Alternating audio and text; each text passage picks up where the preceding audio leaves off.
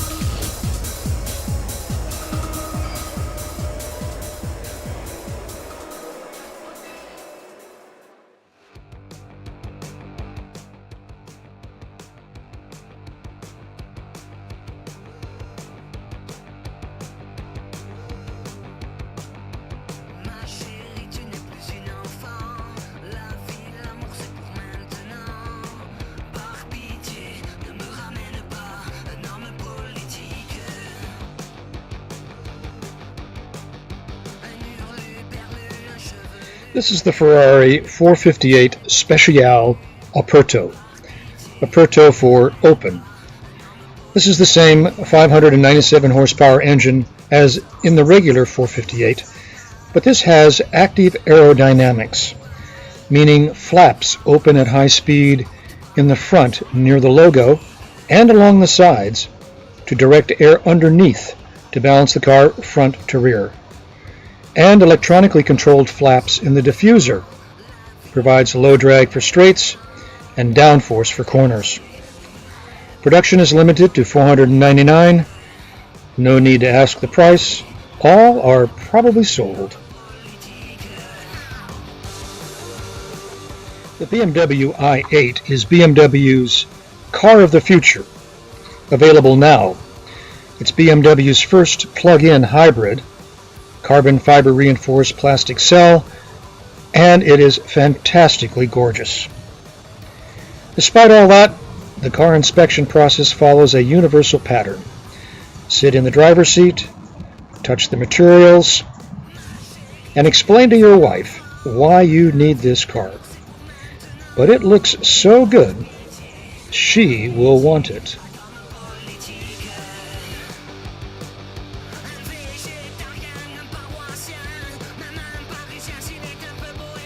So what is an auto show without race cars?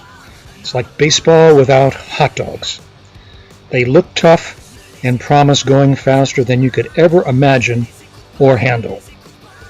Now here's a contrast to Formula One cars. Honda's RA271 from 1964, just a year after Honda started building road cars, and the Red Bull Formula One car of Sebastian Vettel. The Honda is 1.5-liter V12, the only one on the grid at the time. The engine was designed by Tadashi Kume, who would later become Honda Motor president. And the Red Bull Formula One car of Sebastian Vettel, just check out the aero.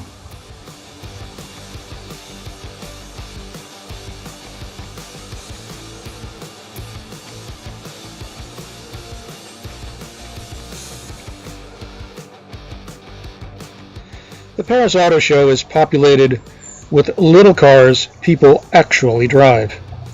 Generally 2 liters or less because of taxes and gas prices. And Fiat has a bunch of models, more like a variation on the Cinquecento theme. They need some new stuff.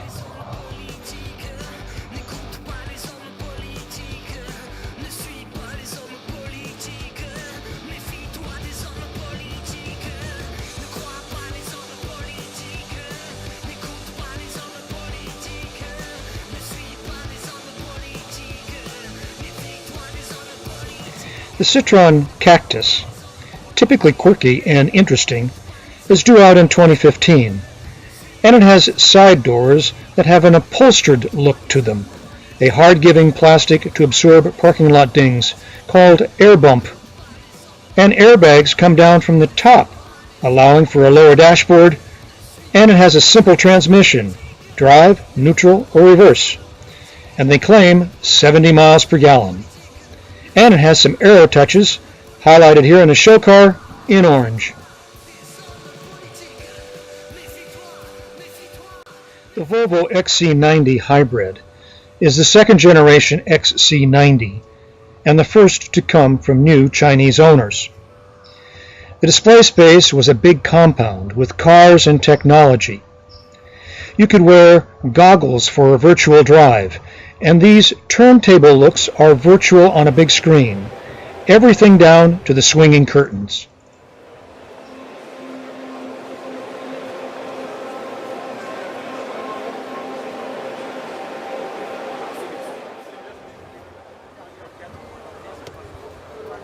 The materials and feel of the XC90 are first rate.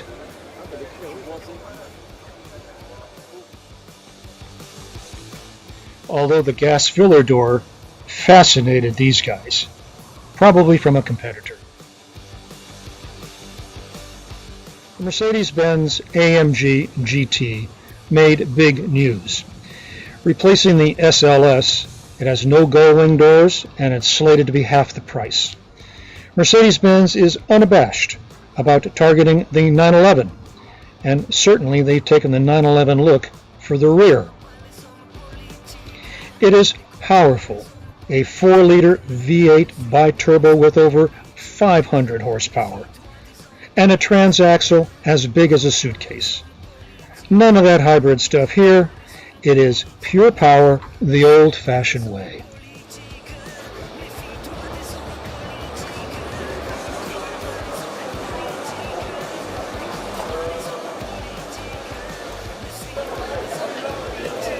Because the Paris show is every other year, the exhibit spaces are gigantic and elaborate.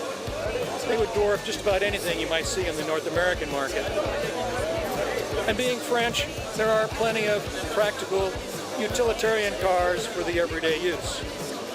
But being Paris, there are the glamour cars, the exotics. Some are treated like rock stars, like the Mercedes-Benz AMG GT. It's getting its world premiere here, and it's said to be a 911 fighter. The Jaguar XE, out to replace the unsuccessful X, but it has a lot of BMW DNA in it. And then there's the Lamborghini Esteria, a perfect successor for the Lamborghini Miura.